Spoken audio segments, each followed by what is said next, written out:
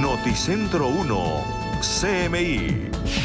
Comienza audiencia de acusación contra Nicolás, el hijo del presidente Petro, por enriquecimiento ilícito y lavado de activos.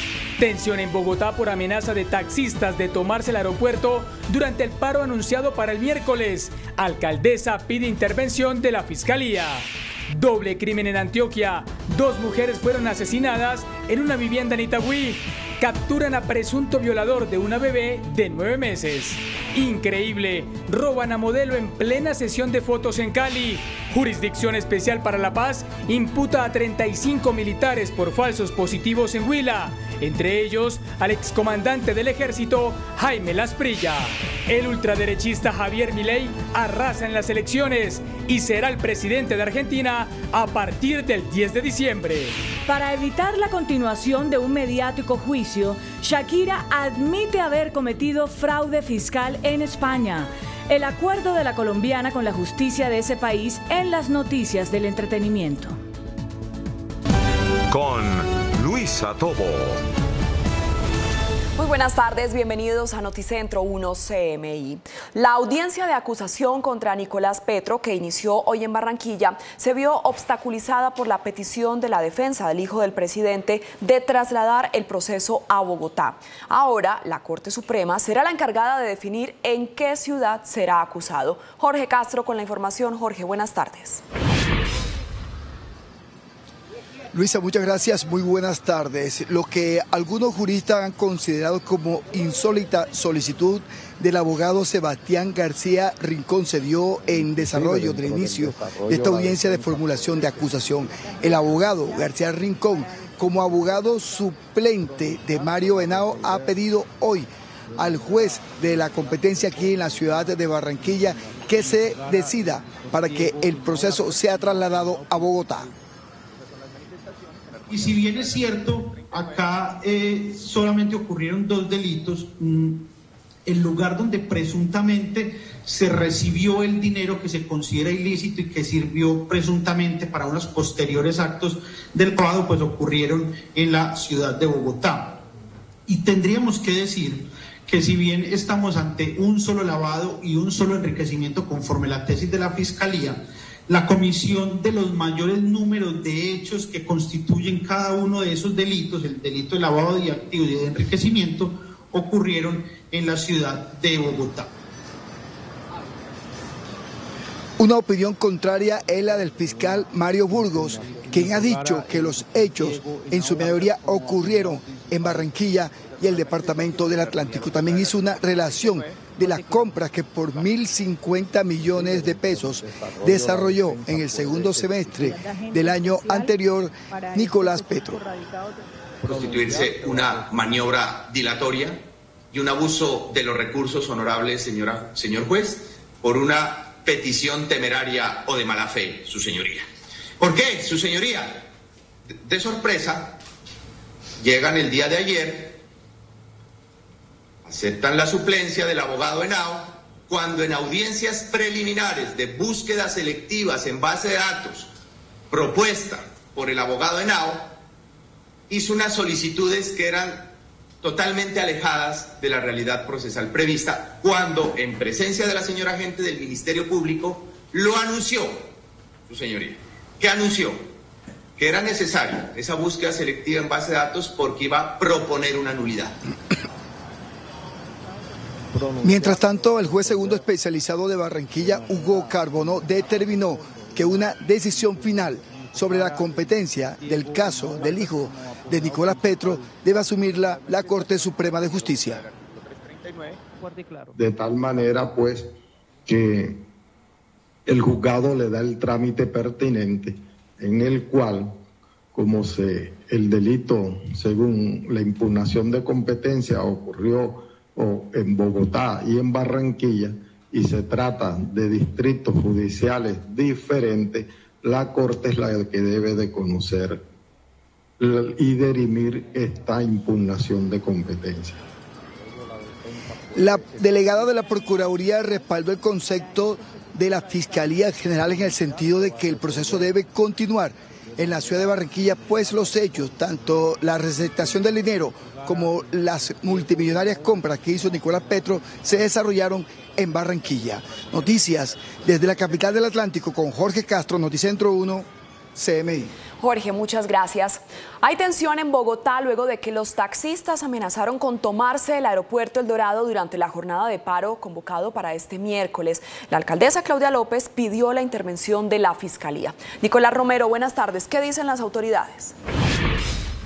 Hola, ¿qué tal, Luisa? Muy buenas tardes para usted y para toda nuestra audiencia. Precisamente ante esas recientes declaraciones que Hugo Ospina, uno de los líderes del gremio de taxistas en Bogotá, otorgó la semana pasada sobre ese próximo paro de taxistas que se viene para el 22 de noviembre. Hablamos del próximo miércoles, en donde amenazaron con tomarse toda la calle 26 e incluso invitaron a las personas que tenían vuelos para esa fecha a cancelarlos debido a que no iban a poder llegar al aeropuerto internacional El Dorado. Ante esas declaraciones de Hugo Ospina, líder del gremio de taxistas en Bogotá, la alcaldesa mayor de la capital de la República se pronunció a través de su cuenta de X rechazando esa invitación del líder del gremio y también solicitando tanto a policía como a fiscalía investigar este tipo de comportamientos.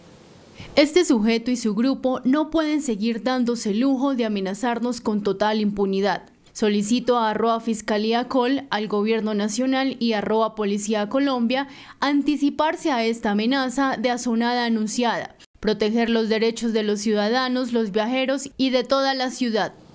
También a través de su cuenta de X, el alcalde electo Carlos Fernando Galán hizo un pronunciamiento sobre esas declaraciones de Hugo Ospina y dice lo siguiente: este no es ni puede ser el camino, no es con amenazas sino con diálogo que se logran soluciones. Ante este panorama, por supuesto para nuestra misión central hablaremos con el secretario de Gobierno y también con Hugo Ospina para conocer qué va a pasar de cara al próximo miércoles, porque hay incertidumbre, especialmente las personas que tienen vuelos programados para ese día. Cambiamos de tema porque la Policía Metropolitana de Bogotá entregó el balance de esos vehículos que han sido recuperados, vehículos que fueron hurtados y que la policía, en ese plan que están desarrollando en materia de seguridad, recuperaron y entregaron posteriormente a sus dueños. Es un balance positivo: 1.861 vehículos recuperados por parte de la Policía Nacional en la capital del país. E incluso escuchen este dato: durante la última semana, uniformados adscritos al Grupo de Investigación Criminal de Automotores ha logrado la recuperación de 30 vehículos y 16 motocicletas, para los cuales se adelanta el trámite administrativo con la Fiscalía General de la Nación para devolverlos a sus legítimos propietarios. Escuchemos a continuación al comandante operativo de la Metropolitana de Bogotá. Las modalidades más presentadas en la ciudad de Bogotá son el atraco, el engaño y el alado. Durante los procesos o investigaciones aperturadas durante este mes se han logrado la recuperación de 30 vehículos y 16 motocicletas. Estos hechos se han presentado en las localidades de Puente Aranda, Mártires, Fontibón, Kennedy, Engativá y Ciudad Bolívar. Esta es toda la información desde el occidente de la capital de la República. Nicolás Romero para Noticentro 1 CMI. Nicolás, muchas gracias. Conmoción en Antioquia. 2 mujeres fueron asesinadas en una vivienda del municipio de Itagüí con tiros de gracia. Hernán Muñoz con la información sobre este doble crimen. Hernán, buenas tardes. Luisa, ¿qué tal? Buenas tardes para usted y para todos los televidentes. Noticentro 1 CMI llegó esta mañana a las afueras de la vivienda donde ocurrió el doble crimen. Dicen los testigos que no se escucharon los disparos. Al parecer fue con silenciador. Luego nos trasladamos hacia la vivienda de una de las familias. No quisieron hablar en cámara, pero sí le pidieron a las autoridades que por favor se pueda esclarecer este crimen de las 2 mujeres de 24 años. Ana María Martínez y Laura Mascarós aparecieron sin vida en esta vivienda de Itagüí, en Antioquia. Un vecino relató cómo la madre de una de las víctimas se encontró con el trágico desenlace. Eran alrededor de las 6:30, iban siendo las 7 cuando escuchamos unos gritos y salimos, y era la mamá de una de las niñas que había entrado porque la puerta del apartamento estaba abierta. Subió y encontró las 2 niñas ya muertas, le habían dado disparos en la cabeza. Según la investigación, Ana María estaba en proceso de mudanza y Laura, cosmetóloga de profesión, la acompañaba en ese momento. Una de las niñas sí estaba pasando apenas para la casa, para el apartamento. Todavía no vivía del todo ahí. Los cuerpos de las víctimas de 24 años serían entregados a sus familiares en las próximas horas y por ahora continúa la investigación. Y mucha atención, la policía de Urabá confirmó la captura de un hombre de 22 años señalado de abusar sexualmente de una bebé de 9 meses. Noticia que reportamos la semana pasada en Noticentro 1 CMI. Según la investigación, se trataría de un primo lejano que al parecer se llevó a la menor, abusó sexualmente de ella, estuvo a punto de asesinarla y la dejó abandonada en un potrero. Se trata de Luis Eduardo Correa Rubio. Según las autoridades, este hombre se escondió en el corregimiento Santa Cecilia de Pueblo Rico y las autoridades confirmaron que hicieron un estricto seguimiento a través de videos de cámara de seguridad y en tiempo récord se logró la captura de este hombre que estuvo a punto de acabar con la vida de la bebé de 9 meses. Escuchemos al comandante de la policía del departamento de Urabá. Se determinó que Luis Eduardo Correa Rubio, de 22 años, habría cometido este hecho. Este sujeto se escondía a más de 600 kilómetros en el municipio de Pueblo Rico, en el corregimiento de Santa Cecilia. Allí nuestras unidades policiales, articulados y acompañados con la Guardia Cimarrona Indígena, logran la captura de este sujeto. Asimismo, se le imputarán los delitos de acceso carnal agravado, secuestro agravado y tentativa de feminicidio. Y vamos a cambiar de tema porque la gobernación de Antioquia nuevamente se pronunció con respecto a una grave situación de orden público que se vive en el municipio de Briceño. Un nuevo enfrentamiento entre el Clan del Golfo y las disidencias de las FARC en un corregimiento donde ya por presión de las disidencias había tenido que salir por presiones una tropa del ejército. Ráfagas de fusil, temor y zozobra, así fue el nuevo enfrentamiento en el corregimiento Las Auras de Briceño en Antioquia.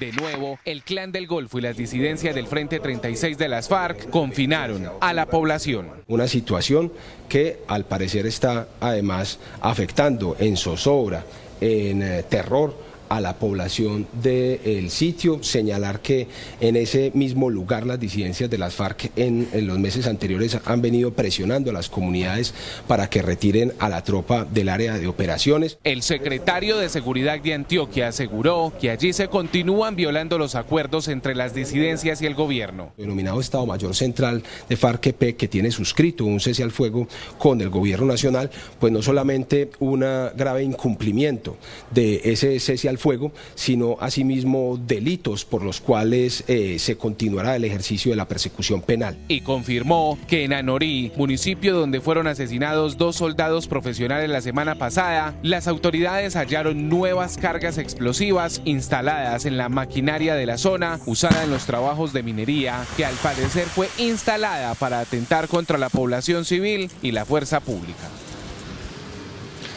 Esta mañana le preguntamos al secretario de Seguridad de Antioquia si en esta zona los grupos armados están tomando el control militar. Él respondió que no es así, que se continúa trabajando en la zona pese a que allí ya se han reportado por lo menos 6 azonadas. Información desde la capital de Antioquia, Hernán Muñoz.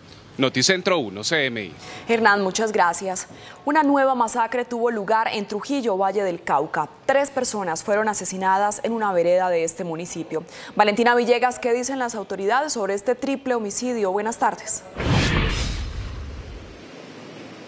Luisa y televidentes, buenas tardes. Pues inmediatamente después de este crimen, las autoridades del departamento se desplazaron hasta este municipio para realizar un consejo de seguridad en el que se estableció una millonaria recompensa por los responsables. Mientras se movilizaban en una camioneta de estacas por la vereda La Culebra, zona rural del municipio de Trujillo, 3 hombres fueron asesinados por desconocidos. Los sujetos fueron impactados por disparos de armas de largo alcance. Las autoridades llegaron hasta el lugar para atender la situación. Al llegar al lugar de los hechos, encontramos 3 cuerpos sin vida. El primero corresponde a Jaime Orlando Pasto, transportador y dueño del vehículo. El segundo correspondería, al parecer, a Carlos Humberto Serna, alias Gato Seco. La tercera víctima, según informaciones de la ciudadanía, correspondería a alias Patarrancia. Este individuo sería excabecilla de la extinta banda criminal lo rastró. 2 de las víctimas presentaban antecedentes por diferentes delitos y ninguna de ellas habría denunciado amenazas ni hacían parte de procesos firmantes de paz. Tras perpetrarse el crimen, las autoridades del departamento adelantaron un consejo de seguridad en el municipio para tomar medidas que permitan el esclarecimiento del hecho. Desde la Gobernación del Valle del Cauca se ha dispuesto una bolsa de recompensa de hasta 30 millones de pesos que corresponda a información, tanto de grupos delincuenciales que operen en la zona del municipio de Trujillo, como por información relacionada con el esclarecimiento de los hechos. En conjunto con la Fiscalía General de la Nación y el Cuerpo Técnico de Investigación, se efectuaron los actos urgentes para avanzar en el proceso investigativo que conlleve al pronto esclarecimiento de esta masacre, que se convierte en la número 81 registrada en el país durante lo corrido de este año. Y en otras noticias, fueron capturados los de Zampacho, pertenecientes a la estructura delincuencial conocida como La Oficina o La Inmaculada, y quienes serían los responsables del asesinato de un parapentista el pasado 1 de octubre, cuando realizaba publicidad política a favor de Gustavo Vélez, alcalde electo del municipio de Tuluá. Mediante 4 diligencias de allanamiento y registro fueron capturados 4 integrantes de esta organización delincuencial, entre ellos alias Jordan, alias Sergio y alias Bimbo, quienes serán solicitados por los delitos de homicidio, concierto para delinquir agravado, tráfico de armas de fuego y porte o tráfico de estupefacientes. Los capturados, quienes también tenían amedrentados a los habitantes de 4 barrios de este municipio, fueron puestos a disposición de la autoridad solicitante y se les dictó medida privativa de la libertad. Y cambiamos de tema, pues en las últimas horas se dio a conocer un video a través de redes sociales en el que se observa el momento en el que un modelo es víctima de un hurto mientras realiza una sección fotográfica para una marca de ropa en el centro de la capital vallecaucana. En el video puede observarse el momento en el que un sujeto a bordo de una motocicleta le arrebata del cuello una cadena a este joven mientras él posa con las prendas de la marca. Además de esto, en el video denuncia se observa claramente el rostro del asaltante. Los ciudadanos caleños se muestran preocupados ante la inseguridad que se presenta en la ciudad y que generalmente aumenta en temporada decembrina. Luisa y televidentes, por el momento es la información desde Santiago de Cali. Valentina Villegas, Noticentro 1, CMI. Valentina, muchas gracias. Hacemos una pausa en Noticentro 1 CMI, pero al regresar, espere. La JEP imputa a 35 militares por falsos positivos. Ya volvemos. El Ministerio de Salud acaba de solicitar que se levante el velo corporativo a la EPS Sanitas. Además, pidió a la superintendencia que certifique a la ADRES para realizar el giro directo. Luisa Fernández, ¿qué más dicen en el Ministerio? Buenas tardes. Luisa, muy buenas tardes. Pues mira, a esta hora se adelanta todavía la rueda de prensa aquí con el ministro de Salud. Varias medidas ya se han tomado justo aquí en este recinto. La primera, solicitar a la Contraloría que levante el velo corporativo de la EPS Sanitas debido a varias cosas que han sucedido especialmente entre Sanitas y Cruz Verde. La segunda, realizar una auditoría al pago de los recursos adeudados por las EPS a proveedores. También van a realizar, ya lo anunció de manera oficial el ministro de Salud, una auditoría forense al flujo de los recursos. Entre una de las más importantes se habla ya de la regulación de la integración vertical de negocios. Recordemos que de esto se habla en el proyecto de reforma a la salud.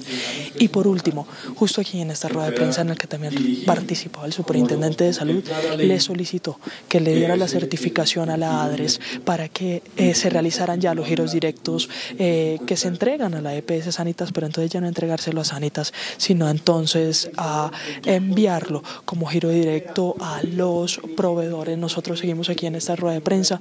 El ministro de Salud ha dado varios de los argumentos. Entre esos está, uno, primero, que los recursos girados a esa EPS Sanitas no son insuficientes, que se ha revisado justo el tema de la frecuencia, las atenciones y los recursos que recibe esa EPS para saber que no deberían tener, primero que todo, ninguna deuda con ningún proveedor y segundo, tampoco deberían estar en una crisis financiera y deberían cumplir precisamente con las reservas técnicas.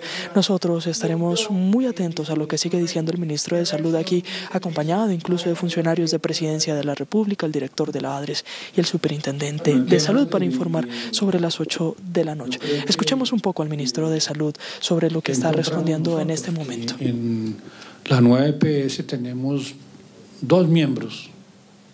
De 5 tenemos 2 miembros.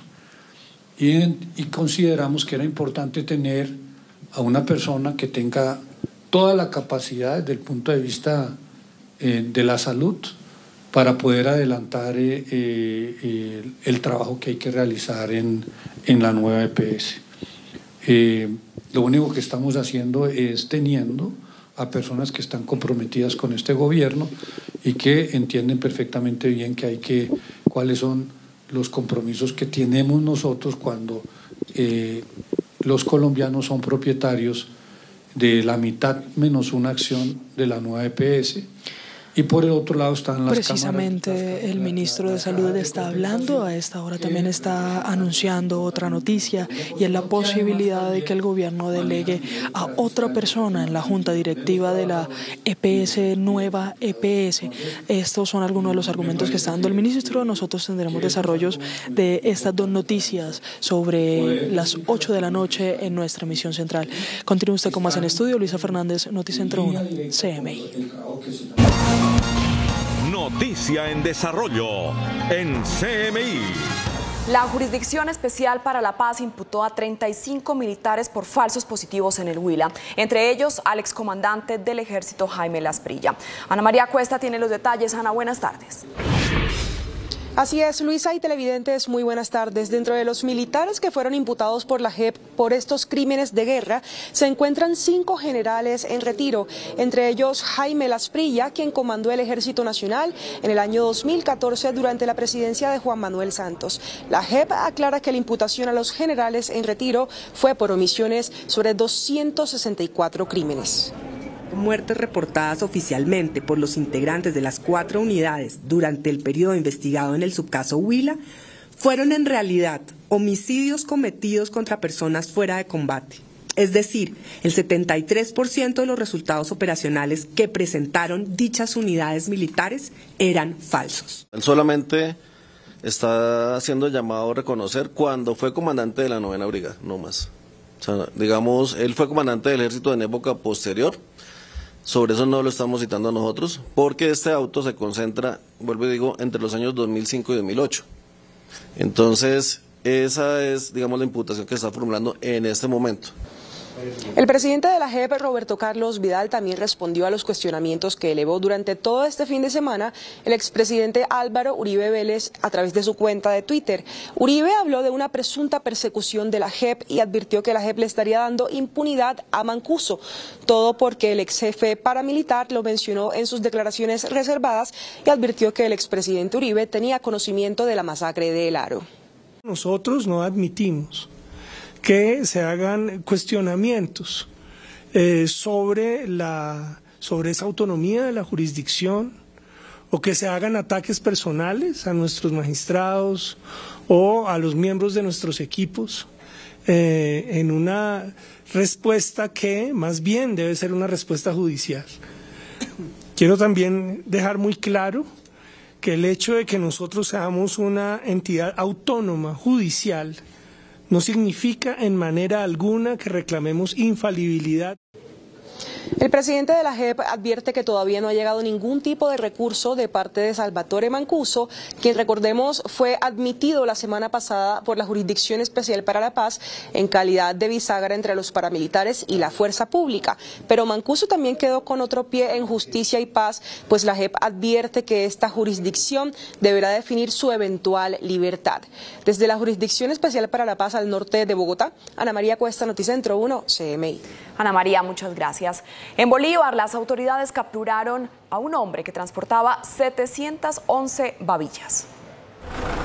Fue en medio de un procedimiento de registro a personas y vehículos que uniformados de la policía lograron detener a un hombre de 50 años de edad que transportaba los reptiles en un motocarro con destino al municipio de Magangué. Es así, comunidades del Modelo Nacional de Vigilancia Comunitaria por Cuadrantes de la Estación de Policía de Sicuco lograron rescatar a 711 babillas vivas que iban a ser comercializadas. Estos animales serán transportados en unas cajas plásticas y costales e iban a ser sacrificados para extraer su piel y carne y comercializarla. El capturado fue dejado a disposición de la Fiscalía General de la Nación por el delito de aprovechamiento ilícito de los recursos naturales renovables. Entre tanto, las babillas fueron dejadas a disposición de la Corporación Autónoma Regional del Sur de Bolívar para posteriormente ser liberadas a su hábitat natural. La policía señaló que intensificarán en el departamento los operativos con el fin de reducir al máximo la comercialización ilegal de fauna y flora silvestre, especialmente en vía de extinción.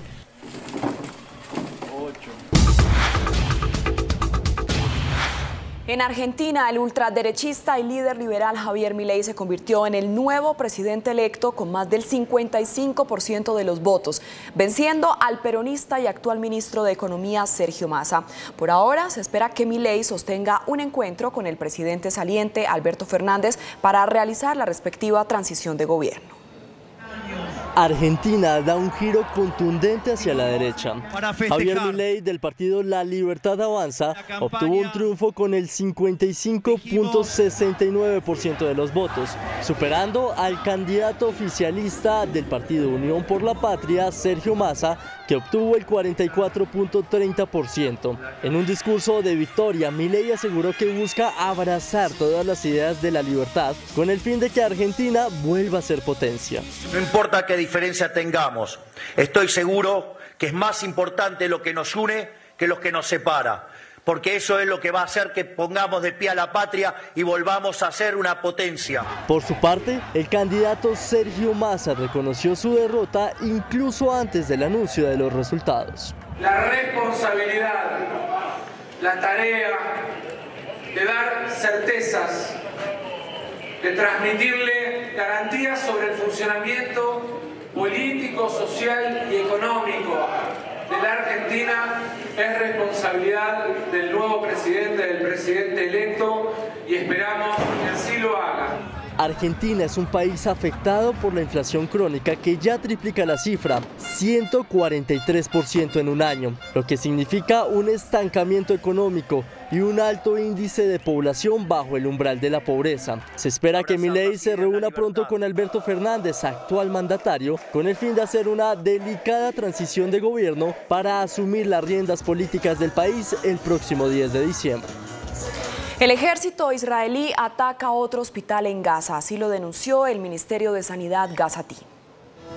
Un nuevo ataque a un hospital se ha presenciado en el norte de la Franja de Gaza. Según el Ministerio de Sanidad, el ejército israelí con tanques ha rodeado el centro médico indonesio, ocasionando la muerte de al menos 12 personas. El gobierno gazatí asegura que ya han fallecido al menos 13.000 personas, de los cuales 5.500 son niños.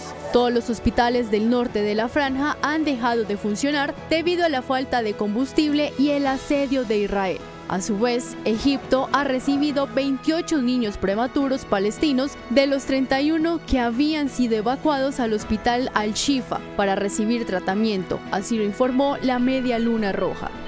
Por su parte, las fuerzas de defensa de Israel han publicado unos videos que aseguran son pruebas de Hamas, que utilizó al inicio del conflicto las instalaciones del hospital Al-Shifa para esconder y tratar rehenes israelíes capturados. Y a su vez continúan las negociaciones entre Israel y Hamas para la liberación de rehenes.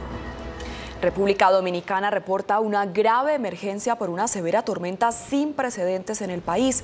Al menos 21 muertos han dejado las fuertes lluvias registradas en el país caribeño durante las últimas 48 horas. La emergencia por las precipitaciones ha llevado a declarar emergencia en varias provincias y 3 días de luto nacional. Nicaragua ha abandonado oficialmente la Organización de Estados Americanos. Esto después de que se cumplieran 2 años desde que el ministro de Exteriores nicaragüense, Denis Moncada, por orden del presidente Daniel Ortega, iniciara el proceso de salida del foro regional. Por su parte, el gobierno de Estados Unidos ha señalado que la decisión de Ortega demuestra la desesperación por evitar cualquier esfuerzo de la OEA para responsabilizar por atroces abusos contra los derechos humanos. Y en Estados Unidos murió la ex primera dama Rosalynn Carter, esposa del exmandatario Jimmy Carter. Ella ya padecía cuidados paliativos junto a su esposo y en mayo pasado le habían diagnosticado demencia. Desde su tiempo como primera dama fue reconocida como defensora de la salud mental, los derechos de las mujeres y los derechos humanos. Los centros educativos de Nueva Delhi reabrieron tras más de 2 semanas cerrados ante una ligera mejoría de la calidad del aire, que ha llevado a las autoridades a levantar algunas restricciones impuestas por la elevada contaminación. Según la Organización de la Salud, los niveles de polución siguen superando en 24 veces los niveles diarios. La capital india volvió a ocupar el primer puesto de las grandes ciudades más contaminadas del mundo, según el índice elaborado por la compañía suiza IQE. César, gracias. Hasta aquí Noticentro 1 CMI. A continuación, no se pierdan Tú Tienes la Sazón. Y a las 8 de la noche, una nueva emisión de noticias. ¡Feliz tarde!